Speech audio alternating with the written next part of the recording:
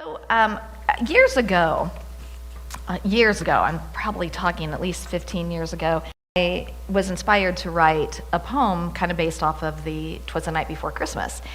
And I've shared that numerous times. But this was actually yesterday. I was inspired to write it again, but from a different perspective because of just a small experience that I had. So here it is. 'Twas 2 weeks before Christmas, while getting some gas. An angry, mean fellow, well, he chewed out my rear end. He yelled across the lot, "Hey, you, turn off your van. You trying to kill us?" Yeah, that was my plan. He barked a few more things. I said, "Thank you, sir." He softened a little, then took off in a blur. I thought to myself, some people are so rude. They're hateful and bitter, and sometimes just crude. The very next day, the news flashed again. A shooting of students. Is this God's master plan? People are hungry with no place to sleep. Wars are raging, and the pain goes so deep. Factions of people have turned on each other, forgetting that each is their sister and brother. Our government divided, countries at war, economy crashing. Oh God, how much more? Hatred is rampant, crime is a scare, anger is raging, there's so much despair. Diseases are growing, people are sick, many are dying. Hey God, is this a trick? My heart, it was sinking, my mind was a whirl. I wanted to do something, but I'm only one girl. I was feeling overwhelmed, piling woes to the top when something within me urged me to stop. I beckoned me softly. Breathe now, my dear, for I am right with you. There's nothing to fear. I felt kind of leery, this nothing to fear. Have you not heard my calling? I was perfectly clear. It's an avalanche now. All these really dark things, it cannot be stopped. Light is absent, it seems. I want to believe in the goodness of man, but dark keeps showing up. Is this your master plan? I try to be loving, I strive to be kind, but it seems all my efforts are blown in due time. If there is a God, and I want to believe, show me your power and bring forth your peace. I was sitting there waiting. The TV was on, showing more of the bad stuff. Good Lord, what's going on? The first nudge I had was to turn off that news. So I rose from my spot. And what did I view? But what to my wondering eyes did appear but a story of kindness that was spreading good cheer. Then right after that story came another one too, and before I knew it, I had watched 22. As I stood there just staring, warmth filling my heart, a voice whispered softly, "This is where you must start." I was quite astonished and turned with a jerk. "You mean being the light? This stuff really works?" My attention was turned once again to the TV. More good news was shown, and my mind started perceiving that goodness and kindness, love, mercy, and truth, these were the gifts that would bring change on earth. This life isn't hopeless. We're not doomed to such gloom. The answer is within us, and it's ready to bloom. It's the Christ of our being, the goodness of God. It's the power we have to bring peace, hope, and love. But I said, I can't do it. I'm only just one. Like a single small ray, that's hardly the whole sun. But the voice then continued, like the light that we see, individual rays of the sun join together collectively to bring the sun's power through every single ray. For each ray is the sun in its own special way. Do you now remember how your heart just grew with seeing good stories? There were just 22. Then it started to click. A light filled my mind. Oh, I see, one good story brings forth more of its kind. And it's not up to me to be the whole story. That thought is filled with ego and lots of self-glory. But when I share kindness or speak a good word, when I inspire hope or send love to a turd, that's the word that rhymed, and sometimes that's what we feel like. My goodness expands with more stories of its kind. and great power is harnessed to bless humankind. I was filled with such hope, possibility expanded. I could see the good news had literally landed right here in my heart, birthing forth Christmas cheer. The kingdom of heaven is literally right here. So you will hear me exclaim as I follow my cues, you are the saviors. You are the good news. And so it is, and so it shall be.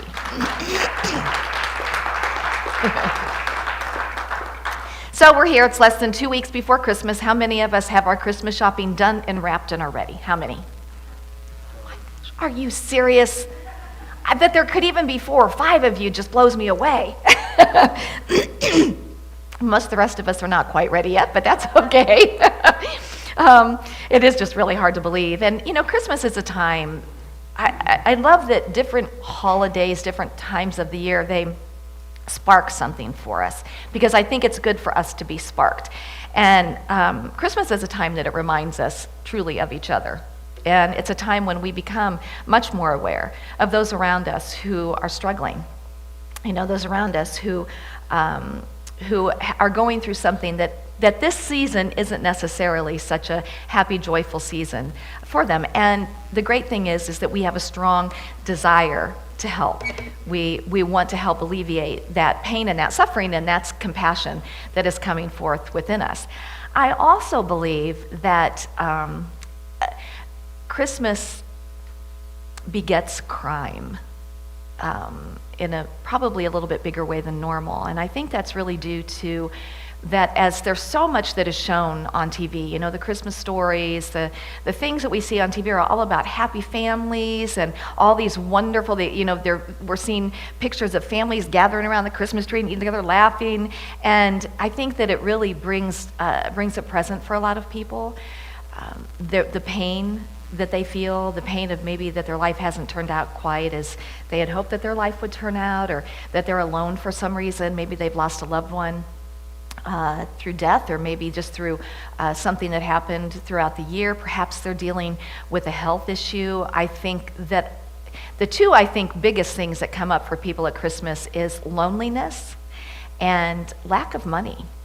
There's a real deep sadness when there's people, especially parents, are feeling that they don't have enough money to provide for their children for Christmas. And so anyway, I just think that a lot of times what people feel during the holiday season is a loss of hope, kind of a sense of hopelessness. And so in doing the poem and in doing the talk today, it really was wrapping itself around that. I really believe that you and we are here to be the hope of the world. That is the light of the world. Jesus was the hope. He brought hope for a different way. He brought hope for a more one-on-one experience with the God of our understanding. He brought hope that there's power within us. He brought hope that life could be different. And we are that. And so we are here as well to be the hope of the world. Corinne Craig, who is a congregant here, I love, last year she came up with an acronym for hope. And her acronym for hope is honoring our purpose everywhere. And when she first shared that with me, it just struck me. Because when we truly are standing in and living from our purpose, which I think, there are individual purposes, but I think our greatest purpose is to be the light, is to be that expression of hope, that expression of goodness. When we are truly honoring our greater purpose, that we literally uplift everything in ways that we can't physically see with our eyes. But we know that we are all one energy. So when I expand and uplift my energy, it has to affect everybody else everywhere, not just around me, but everywhere. Jim Rosemurgy, who is a longtime Unity minister, shared this about Christmas. He said, a miraculous birth is the destiny of every human being. Not all of us have been or will be born of a virgin, as our wayshower was Jesus the Christ. But it was he who said, we must be born anew in order to see the kingdom of heaven. He says, I believe the kingdom of heaven is here. It is not coming. It is at hand, as Jesus said. In fact, this was the good news of Jesus's ministry. And what we're finding out more and more is that when we're talking about this kingdom of heaven that is already at hand, that we have to learn to look beyond the appearances of what is currently showing up in our life and know that it is not truth with a capital T. There may be factual things that are showing up, and we never say bury your head in the sand. We've got to look and face those things, do what we can with them today, but we rise to a different place where we're moving above it and knowing this is just a fact of the world, but it is not the truth. It is not the ultimate truth. So, and the truth is what? That there is only one presence and one power in the universe and in my life, God the good, that is omnipotent, that is all powerful, that is omniscient, that is all knowing, that is omnipresent, thank you, that is everywhere present, that is infinite possibilities and potentialities, and that is love. And my friends, just as God is the only power, love is the only power. Love truly is the only power. There may be things that appear in the world that seem in opposition to love, but of themselves, they have no life of their own. And I'm going to share more about that in a second. So what this means for us is that what is appearing in the world is not the final word. It's not the final word. I read that recently somewhere, and that just struck me. It's not the final word. That and things like our disconnect from each other, our unrighteous judgment of each other, the anger, the hatred, the wars, the economy crashing, crime, hunger, all these things are not the final word. And we can look at that and we can see throughout history they never have been the final word, have they? As we look at what's going on today, we can look back in history and we can see the same thing happening over and over and over again. And it is going to continue to happen over and over and over again until we decide it's not going to happen the same way over and over again. And we decide that by, I think, doing exactly what we're doing today, or when we're doing our spiritual practices or whatever, that we're willing to see the world differently and to show up in the world the way that we want to see it. That we're not waiting for somebody else or something outside of us to change in order to make it better, that we individually are taking that responsibility. Because we are that powerful. It makes that much of a difference. And I love that saying that says, if not you, if not now, when? If not you, who? We cannot keep waiting for something outside of us to make it better for us. We have to be the change that we want to see in the world. And the things that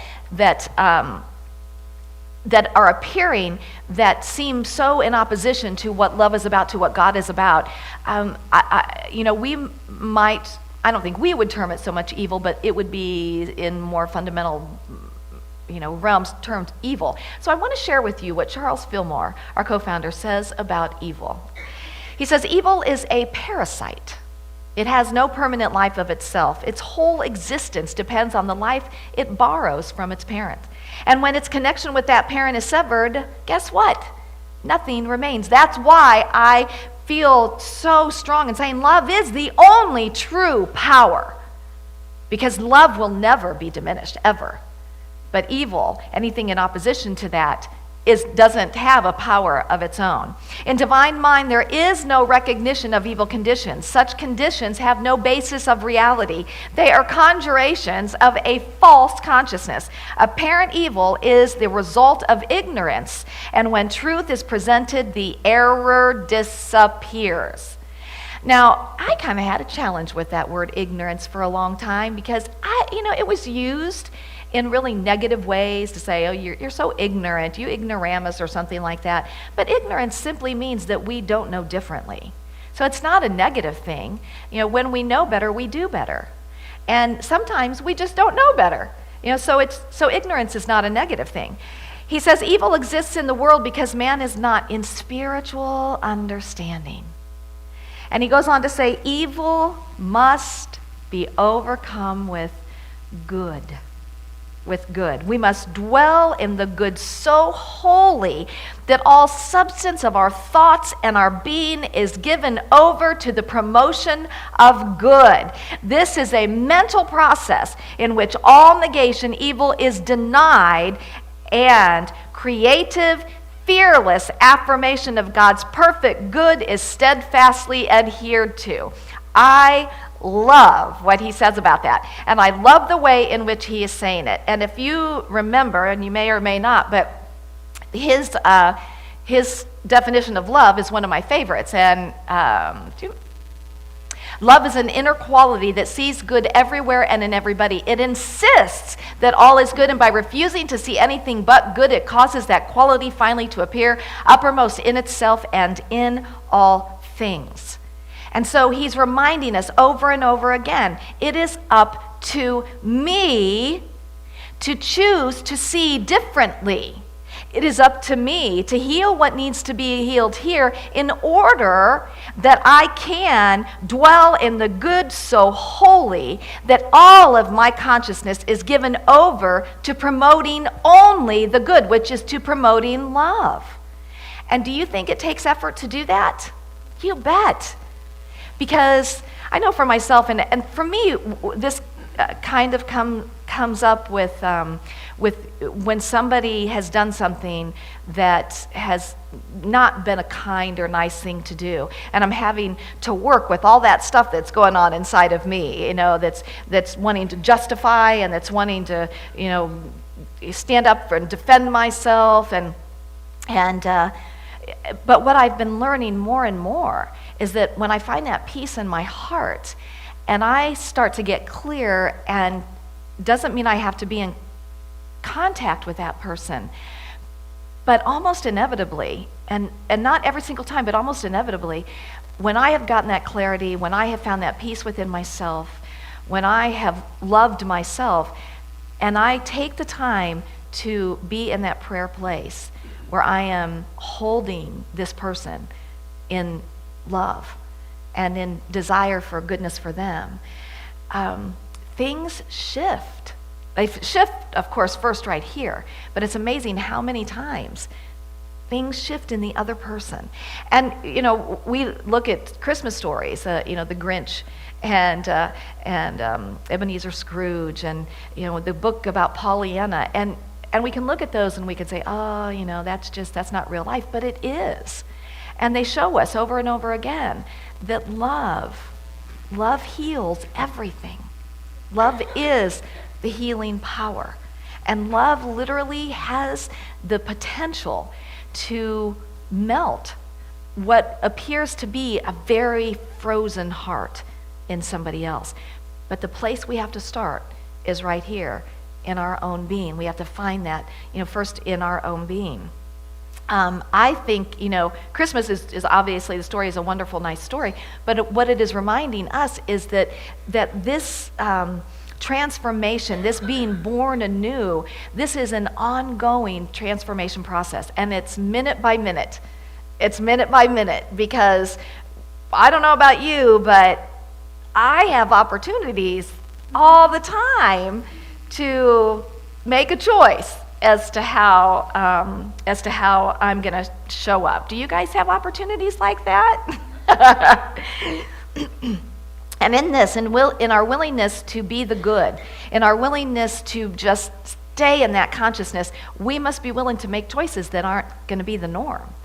And that sometimes, we stand the chance of being mocked and kind of laughed at or kind of looked at in a way like, are you crazy?